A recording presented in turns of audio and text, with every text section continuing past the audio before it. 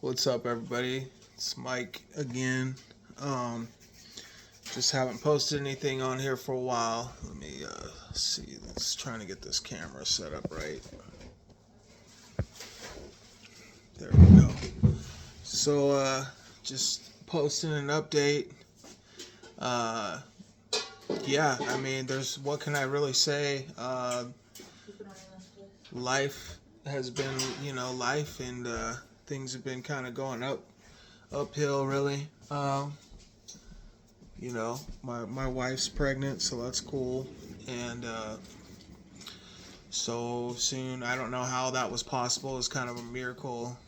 Um, and I've just been working a lot, dude. Got 4 guys working for me right now. We're doing a bunch of siding, uh, building a shop. I'll have to put it on like a YouTube thread or something. Um, you know, uh, One thing I was just gonna say is the housing market's crazy right now. I mean, I don't know how anybody's affording a house. Like, I literally just bought a new truck, and I still don't even want to buy a house because in order to buy a house, that means that I need to pay a $3,500 a month mortgage because houses up here start out at like 500,000 and they just go up from there. I mean, the cheapest house you can get is so. I mean, I'm looking at all these things like because I'm about to have a baby and I'm just not really looking forward to doing that. Just financing a truck, bro, was like hard enough, really. I mean, I just like going in there and then they want to know all this information about you. But I was actually able to do that because just like from the DUI video many years ago, it took that long for me to even get my license back, so I couldn't really go buy anything off a lot. Which actually I cheated that. I actually did get a car off a lot, and I had an expired license at the time. I don't know how that all worked out, but it just did. Um, yeah, man. Still completely opiate free. You know, I just feel like sometimes, you know, I'll still take a gabapentin here and there or something like that, just because my nerves start running. I get the pain. I've noticed that having that shit around every once in a great while, it just like because there for a while I drink a beer here and there, and I stopped doing that. Don't smoke weed. I don't even do CBD. So like if I'm just in a whole lot of pain one day, and I might take one of those gabapentin or whatever, but it's not opiate or anything like that. Um, so I mean I'm pretty much 100% sober, dude. I don't really do anything wrong. I don't go out. Don't So I mean, this is part of the reason why I don't make a lot of videos because to the public eye, I just don't do a whole lot, So I'm not, I'm just a workaholic, like dead serious, like an absolute insane. Like I just work all the time, and it's Sunday today. I actually didn't work today, but I mean, I had a few stints of working like 7 days a week, nonstop, just running myself in the ground.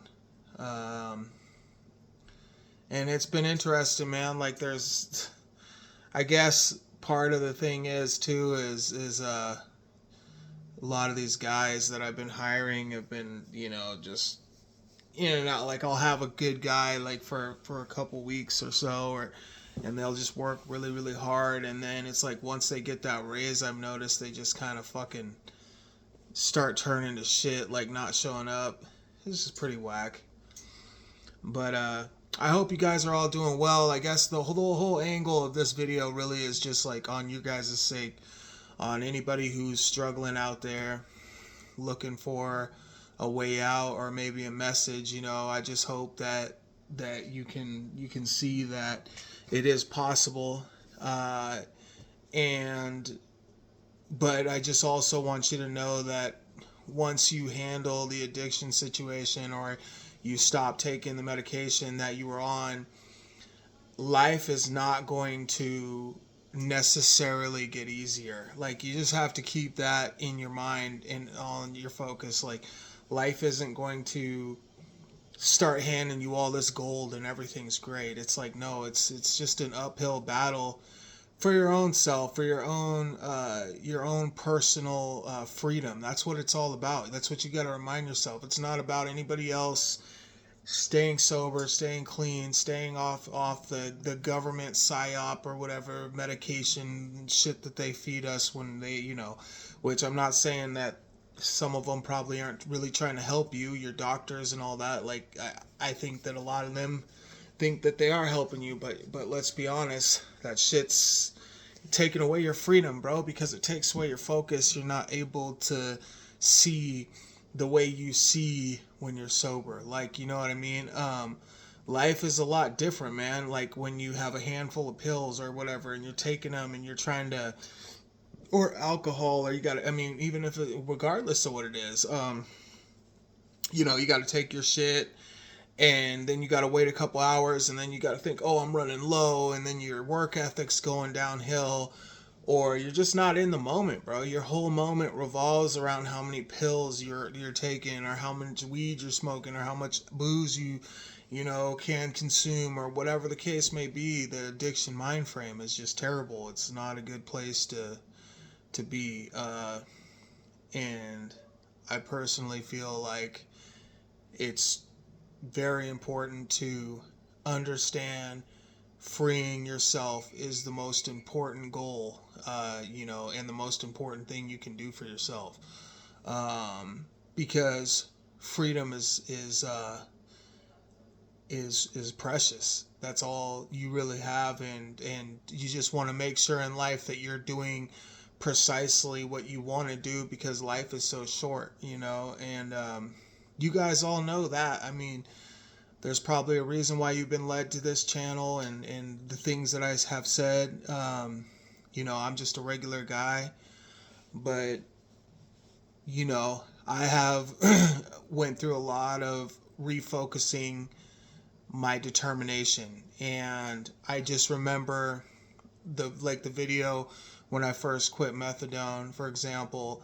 I remember walking around with spaghetti legs. Like, some of those videos, you guys have no idea how morbidly terrible I felt and how behind on sleep I was. And I think that that's another problem with things can look like to other people, you can make them look easy, but it's like it's just not. And for anybody who's struggling, man, you gotta get your relationship with God built up. You gotta talk to him, let him know what you're trying to do, because he'll help you. He'll put people in your life to help you. And once you make that decision that enough is enough, you have to, it's kind of sucks. That's the hardest part about it, is that you have to really, really, really be done. And honestly, it's like, you can't tell yourself, like, if you're going to quit something, for example, it's never a good idea to just quit cold turkey. But here's what I am going to say is, if you make that decision in your head, like, you can't just be high one day and you're sitting there high and you're like, oh fuck, I think tomorrow I'm gonna fucking wake up and I'm gonna stop taking everything. It's like, well, yeah, you can try that, but it's better to, why not tell yourself that the second you wake up? That's the problem. Like, if you're gonna stick to what you're gonna say to yourself, because when you lie to yourself, it's just as bad as lying to somebody else. When you let yourself down, you already made yourself less important to yourself.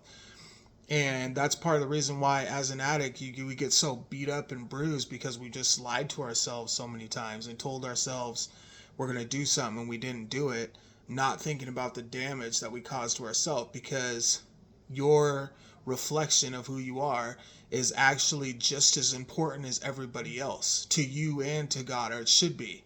And you put yourself last place because you got to meet this deadline, or you got to do that. I got to do this. I got to do this. I got to have, fuck here. I'm so stressed out. I just need to be high, and that's the problem, is you're putting yourself last place. And eventually last place catches up with you. Like with me, I was getting all this weight, water retention. I started developing all these stomach problems and issues.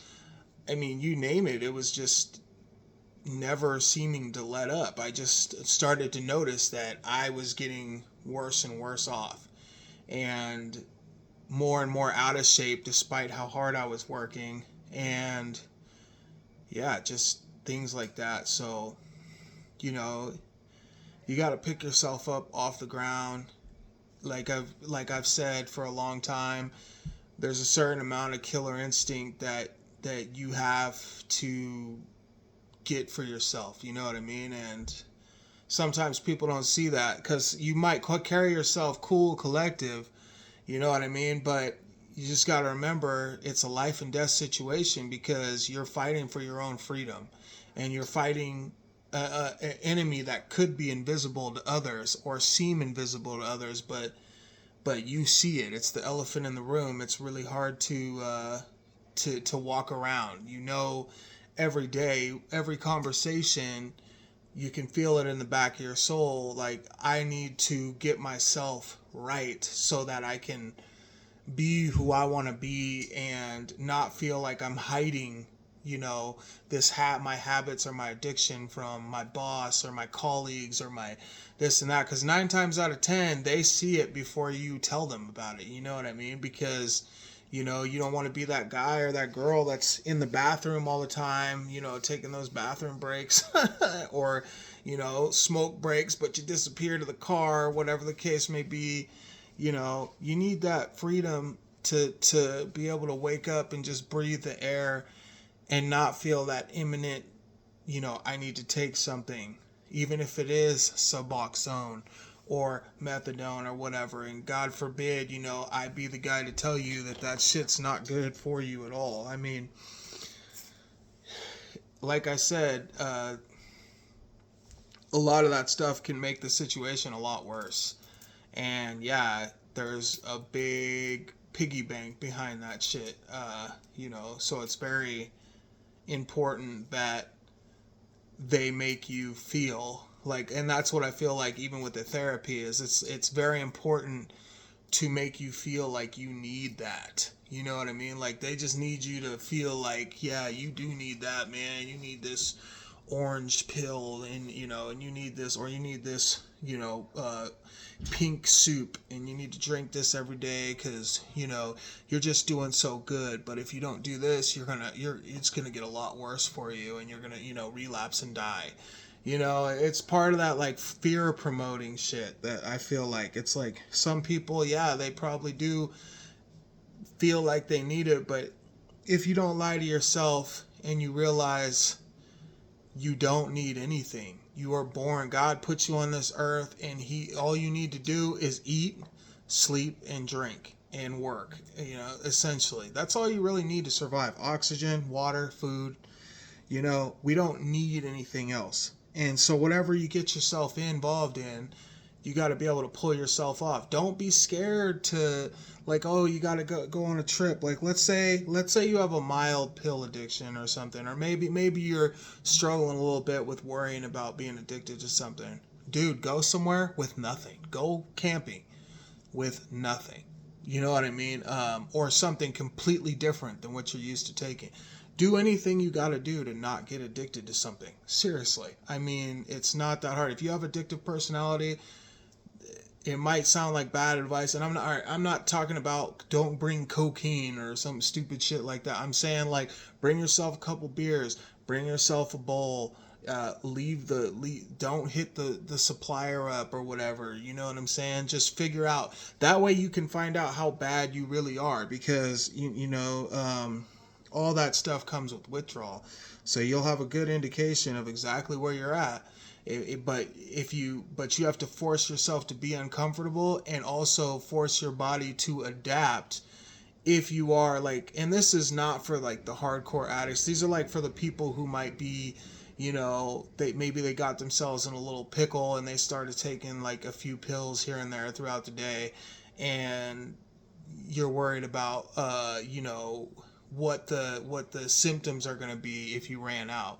Well, I'm just telling you that the best way to find out is to put yourself in a situation and feel how uncomfortable you really are. Plan ahead, get yourself some sort of sleeping medication, get yourself some sort of, do anything to get away from it, because the real elephant in the room here is opiates. You got to stay away from those. You got to stay away from anything opiate like. When it first comes, it's like the devil. It's like it comes into your life and masquerades itself as a warm blanket from God. And you all of a sudden feel like you can talk to everybody and you feel happy and this and that. But it doesn't take very long before your stomach starts cramping up. Next thing you know, you can't use the bathroom correctly. You're getting dehydrated. You start looking like shit. You start feeling like crap. And the only time you'll feel better is if you take those. And you don't want that life for yourself. I mean, that's a terrible life. I was in that bubble for a long time. It's disgusting. The things that I've done. I mean, from even as low as digging in pharmacy dumpsters to try to find pills, and just disgusting. It's just disgusting the lows that I had stooped to. But now, to be almost glorified in such a way that I don't feel like I need anything. And it's the weirdest feeling in the world.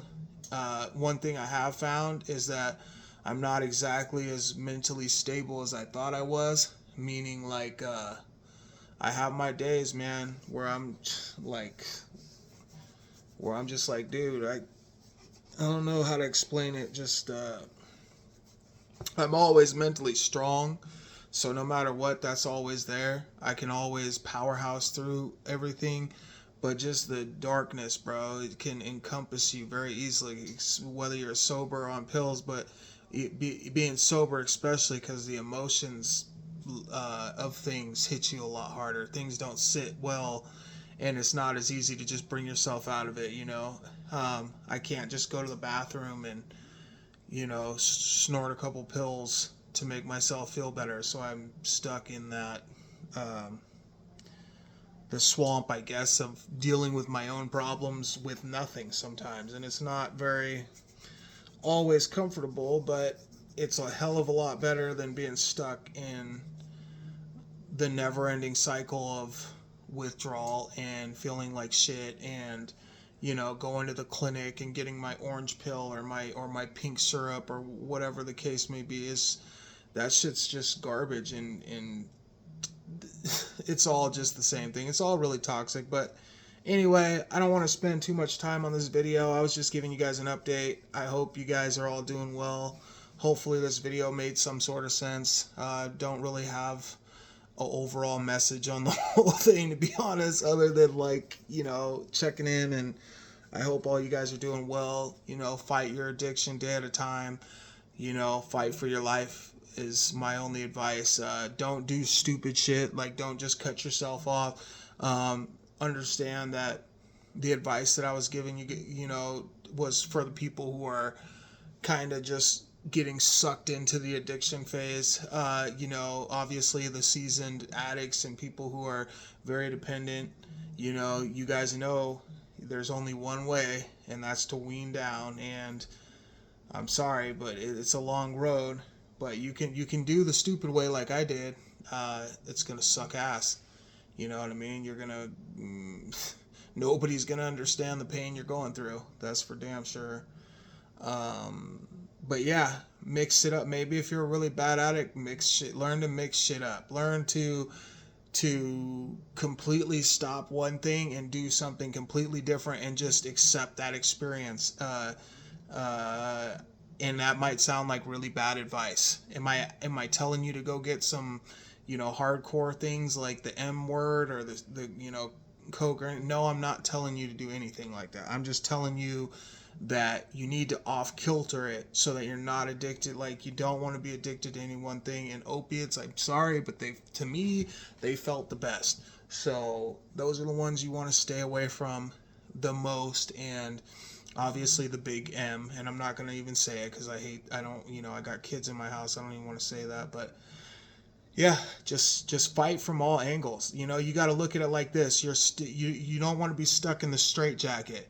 You got to at least get an arm out and a leg out, and at least do some sort of something to prevent yourself from getting stuck into the straight jacket. So battle your addiction at all costs. You know, wean yourself down. Don't give yourself as much as you feel like you need. You know, do everything to teach your body to be uncomfortable, so that way when you really are completely ready to get off and everything, the withdrawals will not phase you as much. You have to already get that tolerance up, because the alternative is you just become weak and you keep lying to yourself. And you don't want to keep lying to yourself.